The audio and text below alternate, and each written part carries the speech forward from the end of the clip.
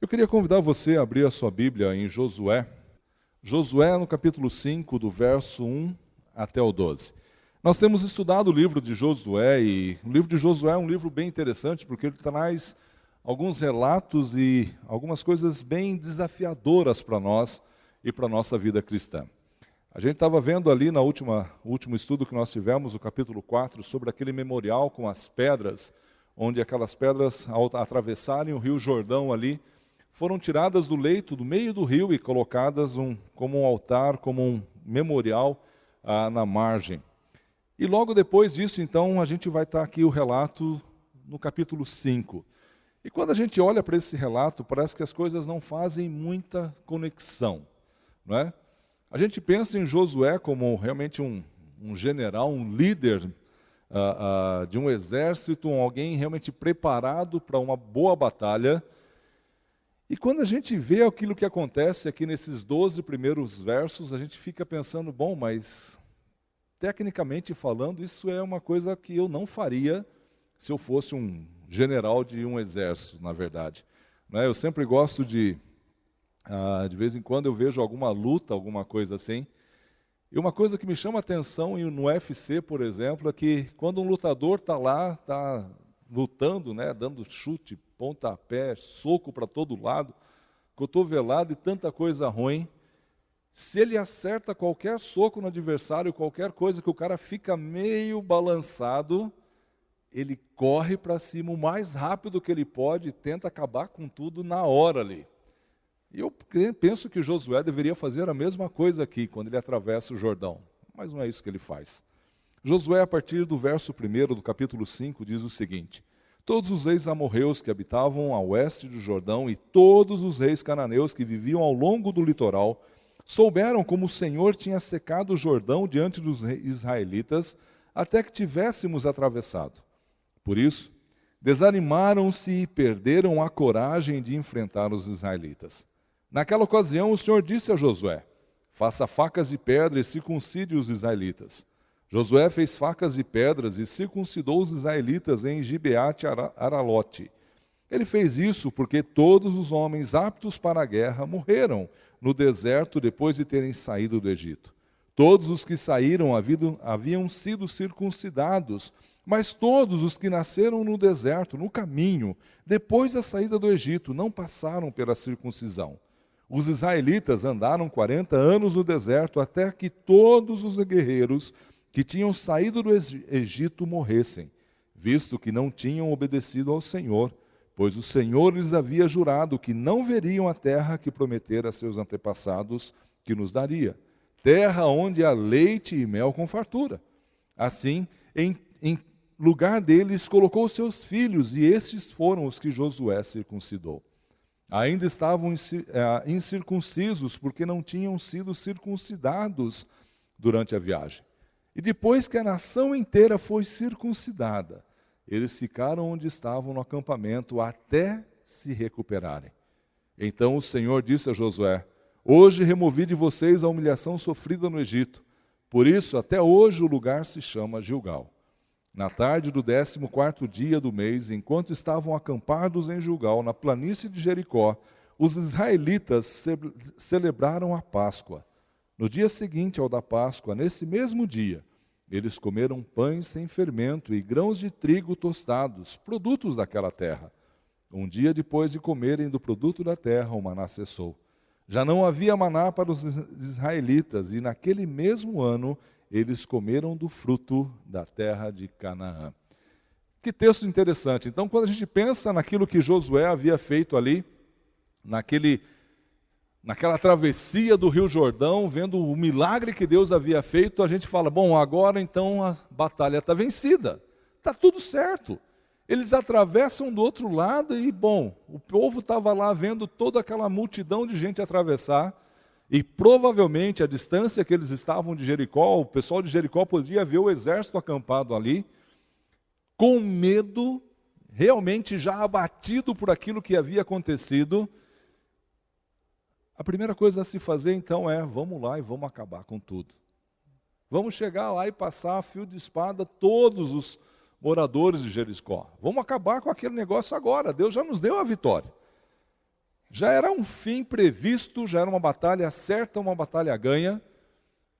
Mas aí Deus chega para Josué e fala, olha, não é isso que vocês vão fazer. Pelo contrário, vai lá e circuncida todos os seus soldados. Vai lá e tira toda a força dos seus soldados. Vai lá e incapacita todos os seus guerreiros. Vai lá e deixa todos eles acamados. Vai lá e deixa os seus guerreiros imprestáveis para a guerra. E é isso que aconteceu. Josué ouve a voz do Senhor e vai lá e faz o que o Senhor havia dito. Mas é interessante que algumas coisas a gente pode ter bem claro em nossa mente quando a gente olha para esse texto. Mesmo sendo um texto histórico, mesmo sendo um texto realmente que conta, narra a história daquilo que havia acontecido com o povo, a gente consegue ver o agir de Deus em tudo isso. E é interessante que antes deles irem para a batalha, antes deles irem para aquela guerra, o Senhor Deus mesmo havia preparado todo o caminho para que eles chegassem a esse ponto, a esse auge.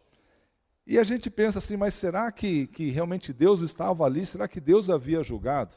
Havia ajudado a eles chegar naquilo lá? E eu tenho certeza que sim. Primeira coisa, a gente pode só lembrar aquilo que havia acontecido lá no passado, na época de Moisés ainda, quando Moisés manda os espias a olharem aquela terra. Olha só o que os espias vêm e relatam para Moisés. Mas os homens que tinham ido com ele disseram, não podemos atacar esse povo, é mais forte do que nós. E espalharam entre os israelitas um relatório negativo acerca daquela terra. Disseram, a terra para a qual fomos em missão de reconhecimento devora os homens que nela vivem. Todos os que vimos são de grande estatura. Vimos também os gigantes, os descendentes de Enaque, diante de quem parecíamos gafanhotos, e nós a eles. Isso lá em Números, no capítulo 13, verso 13, de 31 a 33. Então pensa bem o povo, a primeira leva, os primeiros espias que vão lá, com exceção de Josué e Calebe, voltam e trazem essa narrativa para toda a comunidade. Olha, esquece, nós não poderemos vencer aquele povo nunca. Nunca. Deus permite com que esse povo atravesse esses 40 anos ali no deserto, andando, peregrinando por aquela terra, vendo um milagre atrás do outro que Deus havia feito, restaurando ali no coração daquele povo aquele desejo, aquela compreensão de que Deus haveria sim de cumprir com a promessa que havia dado aos seus antepassados. Então Deus vai preparando toda aquela nação para chegar nesse momento, nesse clímax de tomar posse daquela terra. Eu fiquei imaginando a expectativa daquele povo quando eles chegam à beira do Rio Jordão ali, e eles podiam olhar para o outro lado e saber, olha, aquela terra vai ser a terra que Deus prometeu para nós. É aquela terra que nós vamos tomar posse logo. Havia um obstáculo grande ali à frente, aquele rio que na época do inverno alagava e ia para todos os lados, e aí então nós tínhamos que atravessar. E eles atravessam aquele rio a pés enxutos. Por graça e obra do Senhor, as águas param ali, eles atravessam, eles retiram aquelas pedras ali do meio, e quando chegam do outro lado, é ainda mais interessante é ver a reação daqueles gigantes, daqueles homens de grande estatura, daquele exército que devorava os homens da terra. Lá no verso 1 diziam, todos os reis amorreus que habitavam ao oeste do Jordão e todos os reis cananeus que viviam ao longo do litoral desanimaram-se e perderam a coragem de enfrentar os israelitas. Por quê? Porque Deus os havia feito passar pelo Jordão. Não foi o exército que fez nada, não foi o povo quem fez nada, Mas o agir de Deus no meio do povo fez com que aquelas pessoas, aqueles homens, aqueles guerreiros que estavam na terra prometida, ficassem com medo de enfrentar o povo. Algumas vezes nós passamos por algumas situações, algumas vezes nós olhamos para a nossa vida, ou talvez como igreja, e ficamos naquela dúvida, será que realmente nós temos condição de fazer tal coisa? Ou será que realmente nós temos força suficiente, porque nós somos tão poucos, para realizar aquilo que Deus quer que realizemos aqui onde nós estamos? Será que nós não pensamos como aquele povo que os espias, a primeira vez que foi ver aquela terra, e falava, olha, nós estamos cercados por gigantes e nós não temos condição nenhuma de vencê-los. Mas nós esquecemos que Deus é quem venceu aquela guerra por eles. Foi Deus quem preparou toda aquela situação, foi Deus quem operou cada um daqueles milagres, para que aquela nação chegasse do outro lado da terra e não só atravessasse o Jordão, mas descobrisse que todos aqueles reis estavam com medo daqueles poucos homens. Quando eu penso nisso, eu gosto de lembrar aquilo que Paulo fala ali em Efésios, no capítulo 3, o verso 21. Paulo está dizendo ali, aquele que é capaz de fazer infinitamente mais do que tudo o que pedimos ou pensamos, de acordo com o seu poder, que atua em nós. A Ele seja glória na igreja, em Cristo Jesus, por todas as gerações. Amém. Será que nós temos essa consciência de que é Deus quem atua através das nossas vidas para fazer aquilo que Ele quer? Ou ainda achamos que nós conseguiremos fazer alguma coisa se nós nos esforçarmos somente? Se realmente nós dependêssemos da nossa própria força, se realmente nós, como membros da IBASP ou como pessoas que estão inseridas num contexto de guerra, de luta, fôssemos confiar em nós mesmos, com certeza não teríamos vencido, não venceríamos nenhuma batalha. Mas o agir de Deus na nossa vida, o mover de Deus através da história que nós estamos vendo, nós podemos crer que sim, que Deus tem grandes coisas para fazer no nosso meio. Cada vez que eu venho lá na janela do meu quarto, eu posso ver esse hotel aqui, o prédio aqui da frente. Exatamente a vista que eu tenho da janela do meu quarto. E cada vez que eu olho para aquela janela, e cada vez que eu saio aqui na quadra e olho para frente ali, eu vejo duas realidades das quais eu fico incomodado profundamente no meu coração. Eu olho para ali e eu vejo tantos e tantos prédios ao nosso redor, nenhuma casa, com tantas pessoas que moram aqui e que não conhecem o Evangelho, que não conhecem a igreja.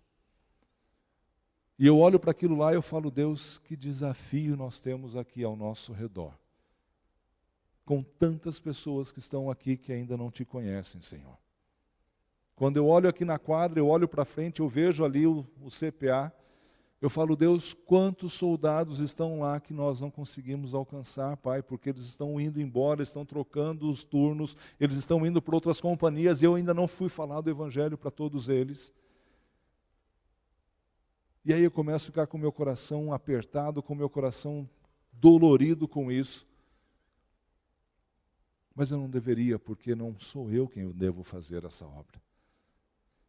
É Deus quem vai atuar. É o Espírito Santo de Deus no meu coração, é o poder de Deus na minha vida, na sua vida, que vai fazer com que as pessoas que estão aqui ao redor conheçam o Senhor. É Deus quem vai preparar os caminhos para que essas pessoas conheçam o Evangelho. Só que nós precisamos fazer a nossa parte. Nós precisamos estar dispostos a ser usados pelo Senhor para que Ele possa usar-nos também. E é justamente isso que acontece ali quando a gente olha a partir do verso 2, quando Josué prepara o povo. Eles podiam ver todo aquele cenário positivo na hora da batalha, mas Deus exige daquelas pessoas que iriam entrar naquela guerra algo que muitas vezes nós não damos tanta atenção. Deus havia conduzido aquele povo durante 40 anos no deserto, e durante aqueles 40 anos que eles peregrinaram no deserto, o povo de Israel não mais circuncidou as crianças. Não mais participaram ou celebraram a Páscoa, porque o povo havia se desviado do caminho do Senhor, havia se rebelado contra o Senhor, contra Moisés. O povo havia nascido no coração deles o desejo novamente de servir ao Egito, a escravidão do Egito. E a palavra que Deus fala ali a Josué, no verso 2 diz, naquela ocasião, o Senhor disse a Josué, faça facas de pedra e circuncide os israelitas. Eu fiquei imaginando se Deus falasse isso para mim, eu dirigindo um exército, comandando o exército, à frente do exército, pronto para vencer a guerra. E Deus falasse para mim, olha Wilson, antes de você sair, você precisa marcar esse povo todo. Eu fiquei imaginando Deus falando para Josué, antes de vocês entrarem na batalha, Josué, eu preciso saber quem é meu povo. Eu preciso saber quem está lutando comigo. A circuncisão era uma marca que o povo de Deus havia dado, que Deus havia dado lá na época de Abraão já, para que as pessoas pudessem identificar aquele povo como o povo de Deus. Era algo, uma marca física que representava ali, olha, eu pertenço a esse Deus. Gênesis, no capítulo 17, do verso 10 até o 12, ele diz o seguinte, essa é a minha aliança com você e com seus descendentes, aliança que terá que ser guardada. Todos os do sexo masculino entre vocês serão circuncidados na carne. Terão que fazer essa marca e será o sinal da aliança entre mim e vocês. Da sua geração em diante, todo menino de 8 dias de idade entre vocês terá que ser circuncidado, e todos os nascidos em sua casa, quantos que forem comprados de estrangeiros, que não forem descendentes de vocês. Era algo tão claro para o povo de Israel, e que eles haviam deixado durante esse tempo no deserto, que quando eles vão invadir, quando eles vão para a guerra, na verdade, o Senhor fala, opa, antes de vocês saírem, primeiro vamos fazer o que é certo. Vamos saber aí, no meio, quantos são os meus homens. Quantos de verdade estão lutando no meu exército. Então Josué prepara aquelas facas, e provavelmente não foi Josué quem circuncidou todos eles. Josué ia gastar anos para fazer isso, a quantidade de pessoas que estavam lá. A Bíblia não menciona quem, quantos e como foi a situação, mas fato é que isso não foi Josué somente quem fez. Mas ele fala, olha, vocês precisam estar prontos para a guerra. Vocês precisam ter na sua própria vida a marca de que são os meus filhos, de que são o meu povo. Se vocês querem entrar nessa guerra, se vocês querem tomar posse dessa terra prometida, se vocês querem enfrentar aqueles gigantes que estão lá, que agora estão com medo porque eu coloquei o medo no coração deles, vocês têm que carregar aquilo que me representa. Nesse caso, a circuncisão. Mas é interessante que a circuncisão não tinha somente esse aspecto externo, não era somente uma marca a ser carregada por todos os homens ali. Jeremias, no capítulo 4, verso 4, ele diz o seguinte, purifiquem-se para o Senhor, sejam fiéis à aliança, homens de Judá e habitantes de Jerusalém, Se não fizerem isso, a minha ira se acenderá e queimará como fogo por causa do mal que vocês fizeram. Queimará e ninguém conseguirá apagá-la. Isso aí é na NVI. Mas na revista, na Almeida Revisada, diz: circuncidai-vos ao Senhor e tirai os prepúcios do vosso coração, ó homens de Judá e habitadores de Jerusalém, para que a minha indignação não venha a sair como fogo e arda de modo que ninguém o possa apagar por causa da maldade das vossas obras. A circuncisão não era somente um ato físico ali, onde era cortado o prepúcio do todo o macho, mas também significava uma mudança dentro do próprio coração. Aquelas pessoas não somente carregavam uma marca visível, uma marca externa de que pertenciam ao Senhor, mas o coração deles deveria pertencer ao Senhor de igual modo. Porque se não o fizessem, o simples fato de eles terem aquele prepúcio cortado não significava nada para o Senhor. Tanto que muitas das batalhas eles perderam porque o seu coração não estava com Deus. Muitas batalhas eles fracassaram porque a sua vida não estava ali com o Senhor. Eles tinham a marca, eles eram circuncidados, mas o seu coração estava longe. E algumas vezes eu me pergunto, será que nós não pensamos da mesma forma? Eu preciso correr para a igreja porque esse ano a Marlene está dando classe de batismo, e se eu não for batizado e eu morrer, talvez eu não entre no céu. Não é o batismo, não é você levantar a mão, não é nada disso que faz a diferença. Também faz. Mas Deus quer o nosso coração. Ele quer que o nosso coração represente quem Ele é. Ele quer que o nosso coração mostre se realmente nós pertencemos a Ele. Primeira carta de Pedro, capítulo 1, verso 14 ao 16, ele diz o seguinte: como filhos obedientes, não se deixem amoldar pelos maus desejos de outrora, quando viviam na ignorância. Mas assim como é santo aquele que os chamou, sejam santos vós também, em tudo o que fizerem, pois está escrito: sejam santos, porque eu sou santo. Frequentar a igreja, vir à igreja todo dia, todo domingo, se você quer trabalhar aqui de segunda a sexta, segunda a domingo, não faz diferença se nós não vivemos a nossa vida de santidade para o Senhor lá fora. O simples fato de nós andarmos com uma plaquinha no pescoço dizendo que somos crentes, não faz diferença se a nossa vida do dia a dia não mostrar que de fato pertencemos a Deus.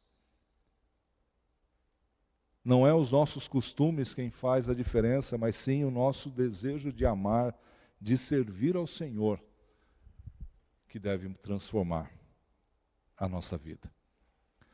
Paulo, lá em segunda carta dele aos Timóteo, ele fala: numa grande casa há vasos não apenas de ouro e prata, mas também de madeira e barro. Alguns para fins honrosos, outros para fins desonrosos. Se alguém se purificar dessas coisas, será vaso para a honra, santificado, útil para o Senhor e preparado para toda boa obra. Numa mesma casa, há santos e perdidos. No mesmo corpo onde nós nos reunimos, onde nós estamos assentados nessa manhã, existem pessoas que querem servir ao Senhor, que têm o coração colocado diante da presença do Senhor, e outros que sentam, ouvem, levantam, e o seu coração não pertence ao Senhor. O livro de Josué é um livro que mexe um pouquinho com a minha vida, porque ele me confronta com a realidade muito dura da nossa vida. Deus, Ele quer sim dar grandes coisas para nós, grandes conquistas para nós, como igreja principalmente.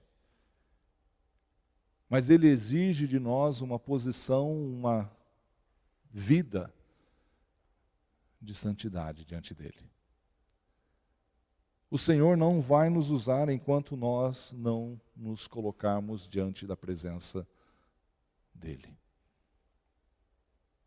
Ele não vai nos usar porque nós carregamos em nosso peito o nome de batistas, porque nós carregamos no nosso peito o nome de uma convenção, porque carregamos no nosso peito o nome de crentes. Ele vai nos usar porque o Espírito Santo dele habita em nós e nós devemos viver para Ele. Porque o nosso coração está nas mãos dele. Você lembra do capítulo 4 de Êxodo, quando Deus chama Moisés? Deus vai lá e fala para Moisés, olha, eu quero que você vá lá e tire o meu povo do Egito. É uma conversa ali, tete a tete, falando e ele ouvindo. Moisés começa com aquelas desculpas, Deus, eu não sei se eu posso, porque eu sou assim, eu sou assado. Deus fala, não, mas fui eu que te fiz, Moisés, é você mesmo que eu quero que vá. É você mesmo, Moisés, que deve ir. A gente lembra muito bem dessa história, o problema é que a gente às vezes para no começo dessa história. Porque nesse mesmo capítulo, no verso 24 até ao 26, olha só que interessante que diz. Numa hospedaria ao longo do caminho, o Senhor foi ao encontro de Moisés e procurou matá-lo. Não era isso que Deus queria, não era Moisés que Deus queria que fosse libertar o povo dele do Egito. E quando ele estava indo, o Senhor vai ao encontro dele e fala, para. Você não está pronto. Você não pode ir, Moisés, ainda. Mas Zípora, a esposa dele, pegou uma pedra afiada, cortou o prepúcio do seu filho e tocou os pés de Moisés e disse, você é para mim um marido de sangue. Ela disse marido de sangue, referindo-se à circuncisão. E nessa ocasião, o Senhor o deixa aí. Moisés havia esquecido que o filho dele não era circuncidado. Então ele não tinha autorização, ele não tinha o poder de Deus para continuar com aquela tarefa que Deus havia dado para ele fazer. Deus exigia de Moisés uma vida 100% entregue ao Senhor, tanto dele quanto da sua família. Algumas vezes nós queremos trabalhar para o Senhor e nós nos motivamos tanto vendo aquilo que Deus tem feito, que nós esquecemos que Deus tem olhado para as nossas vidas e tem esquadrinhado o nosso coração para saber se o nosso coração pertence 100% a Ele. E, meu irmão, se o nosso coração não está 100% para o Senhor, não adianta nós fazermos planos. Se o nosso coração não estiver 100% nas mãos do Senhor, não adianta as portas estarem abertas, porque nós vamos falhar. Porque nós vamos fracassar. Porque para nós sermos usados pelo Senhor, para nós conquistarmos aquilo que o Senhor quer dar para nós, nós temos que estar não só carregando no nosso corpo externo quem nós somos, mas dentro do nosso coração nós devemos estar conectados com esse Cristo. É interessante que quando o Senhor fala isso para Josué, ele diz para que ele fizesse isso antes de guerrear, antes de ir para a batalha. Josué estava vislumbrando todos os acontecimentos à sua volta, tinha visto tudo o que Deus havia feito, tudo aquilo que Deus havia preparado, estava vendo ali os homens com medo. E ele fala, olha, não é o tempo ainda, para um pouquinho. Põe a casa em ordem. E depois sim, vocês vão avançar. E foi isso que ele fez. Mas é interessante que a gente percebe também que não só Josué preparou o povo para que isso acontecesse, como o próprio povo se preparou para essa batalha. Ali no verso 10, ele fala: na tarde do 14º dia do mês, enquanto estavam acampados em Gilgal, na planície de Jericó, os israelitas celebraram a Páscoa. Depois de 40 anos, mais ou menos, no deserto, sem celebrar a Páscoa, aqueles homens e mulheres se reuniram como famílias e, seguindo todo o ritual prescrito, celebraram ali a Páscoa. Eu fiquei pensando na vida deles e eu imagino que cada um dos líderes de família, durante esses 40 anos no deserto, deve ter contado para o seu filho, para o seu neto, talvez, o que havia acontecido lá no Egito, no momento em que Deus os livra da escravidão. A maneira como eles falaram: olha, filho, naquela noite, naquele dia, nós nos reunimos como família. Pegamos um cordeiro de 1 ano, sem marca, sem mancha nenhuma. Sacrificamos aquele cordeiro, o assamos. Comemos junto com ervas amargas e pães sem fermento. E aquele sangue que foi derramado ali naquele cordeiro, nós passamos os umbrais da porta, porque o anjo do Senhor que haveria de passar a noite, para que ele não tocasse na sua vida, filho. Não sei, você é meu primogênito. E talvez eles estiverem contando da desespero, da angústia dos egípcios ali naquele momento onde Deus passou ceifando a vida daqueles homens. Isso é algo que impressiona. Mas é interessante quando a gente olha para a maneira como Deus pede para que eles celebrassem a Páscoa. Ao comerem, estejam prontos para sair. Cinto no lugar, sandália nos pés e cajado na mão. Comam apressadamente, essa é a Páscoa do Senhor. Êxodo capítulo 12, verso 11. Sabe que a Páscoa não só trazia a ideia da libertação, mas sim a ideia de que o povo de Israel vivia num momento de transitoriedade onde eles estavam. Eles estavam ali no Egito, mas eles sabiam que aquele não era o lugar deles. Eles estavam ali comendo aquele pão, comendo aquele cordeiro assado, porque eles estavam prontos a sair para tomar conta, para chegar na terra que Deus havia prometido para eles. E quando nós pensamos nisso, nós realmente temos uma conexão muito forte. Quando nós pensamos na Páscoa, nós devemos lembrar que não é a Páscoa que nós comemoramos aqui essa conexão. Porque Cristo já veio.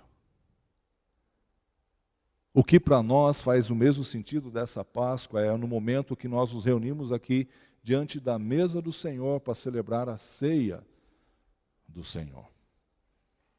Quando celebramos a ceia, nós olhamos para o passado e relembramos o sacrifício que Cristo fez na cruz do Calvário por cada um de nós, mas também nós olhamos para frente, sabendo que o Senhor vem nos buscar porque nós não pertencemos a esse lugar.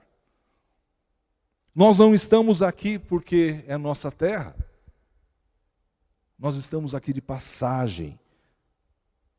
Esse não é o nosso lugar.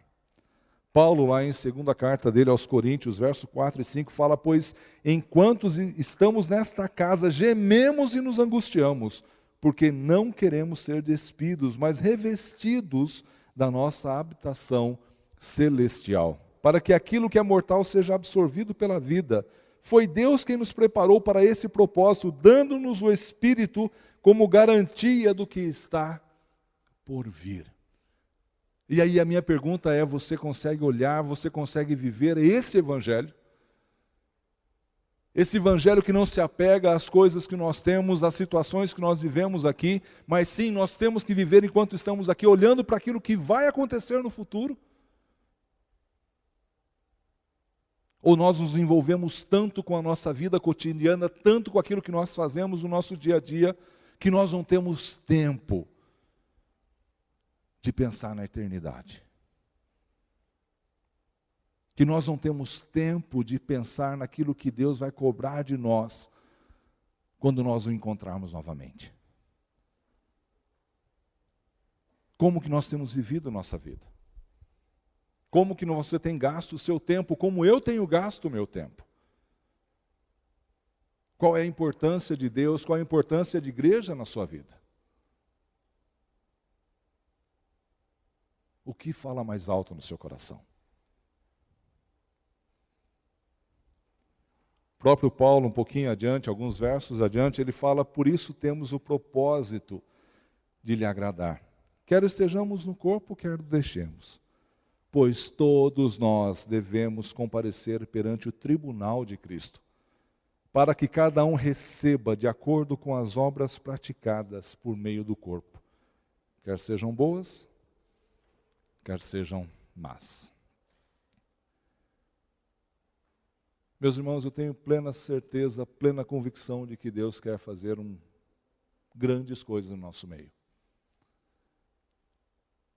Eu tenho certeza que cada dia que eu olho pela janela do meu quarto, cada dia que eu olho aqui na quadra, eu olho ali para frente, eu falo: Deus, tem pessoas aqui que querem ser alcançadas, que precisam ser alcançadas com a Tua palavra. Mas para que isso aconteça, é necessário que eu e você nos coloquemos diante do Senhor. É necessário que nós purifiquemos as nossas vidas, os nossos corações, para que nós sejamos vasos limpos, prontos para serem usados pelo Senhor.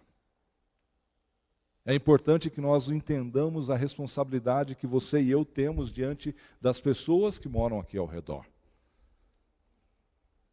Não somente a responsabilidade de ser um bom crente, isso não é suficiente, mas a responsabilidade de falar sobre o Evangelho de Cristo.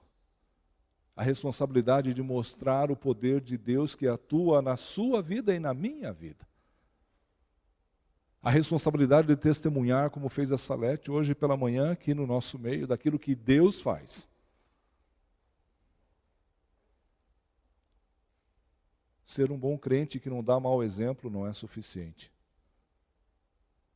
Nós precisamos fazer diferença onde nós estamos.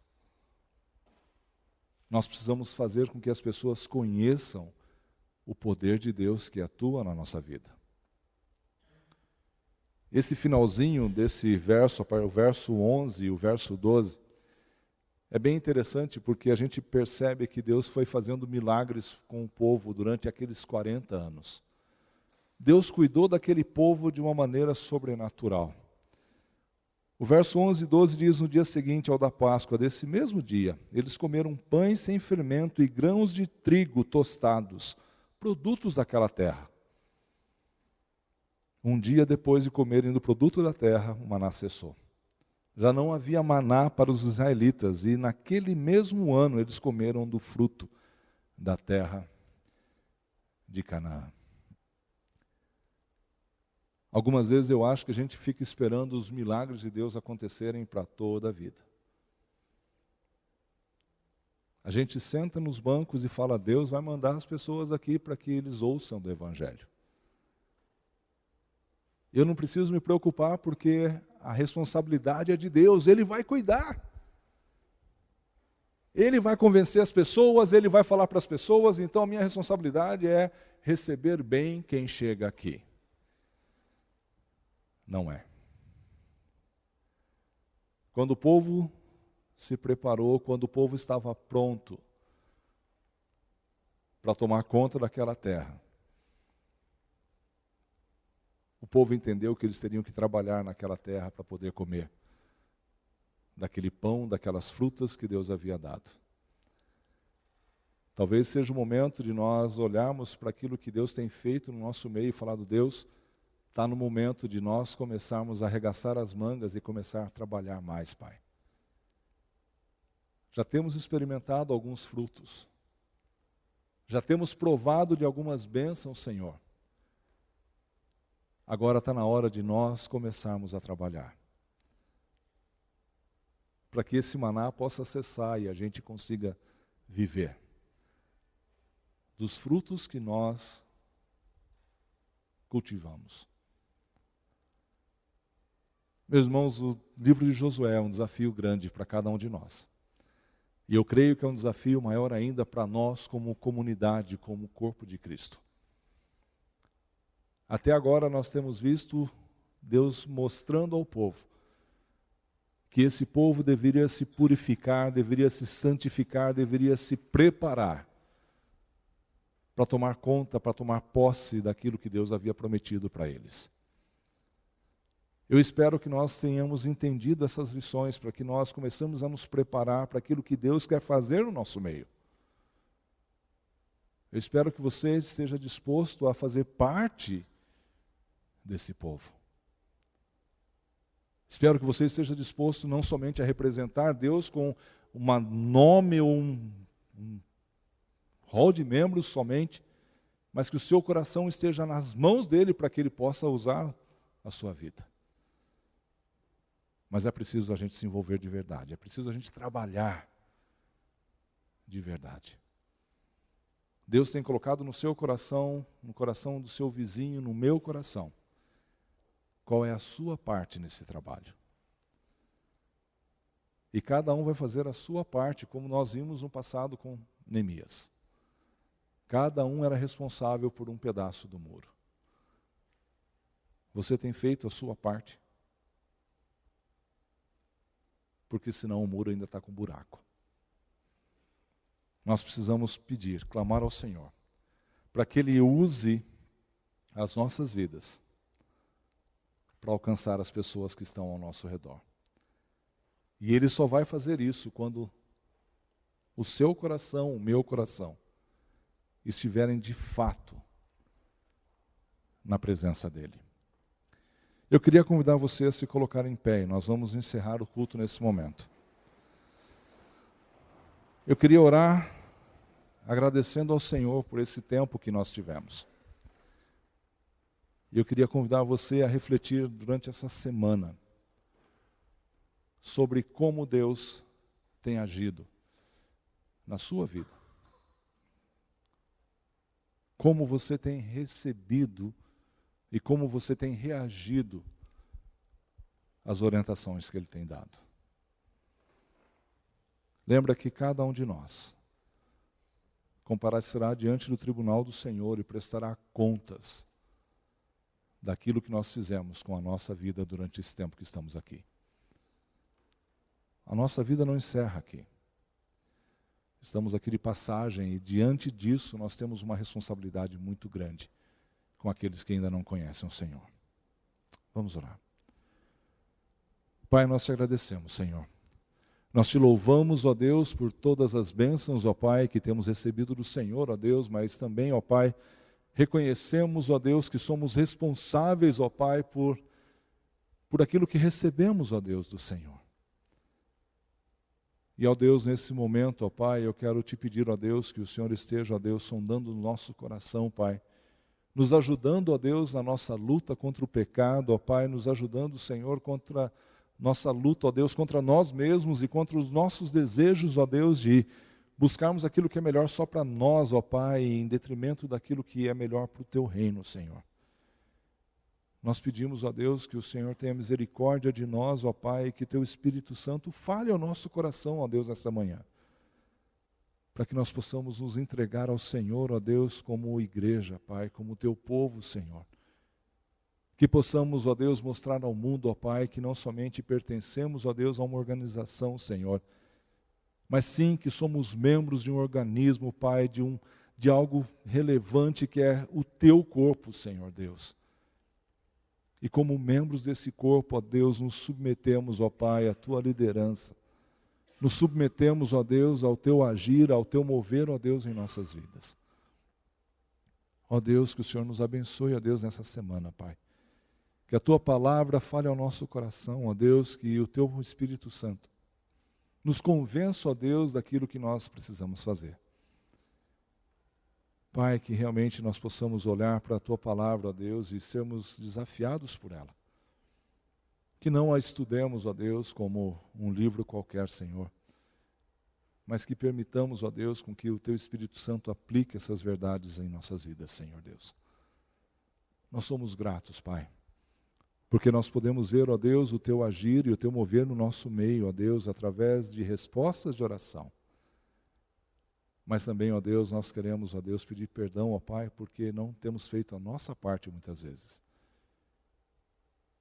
Em fazer a Tua vontade, ó Deus, em alcançar as pessoas que ainda não Te conhecem, Senhor.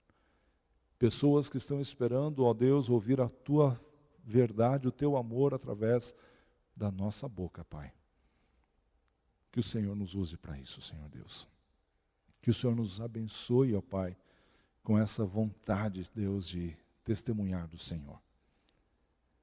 Que a graça do nosso Senhor Jesus Cristo, o amor de Deus Pai e a santa consolação do Espírito Santo estejam sobre vós, hoje e todo sempre. Amém e amém.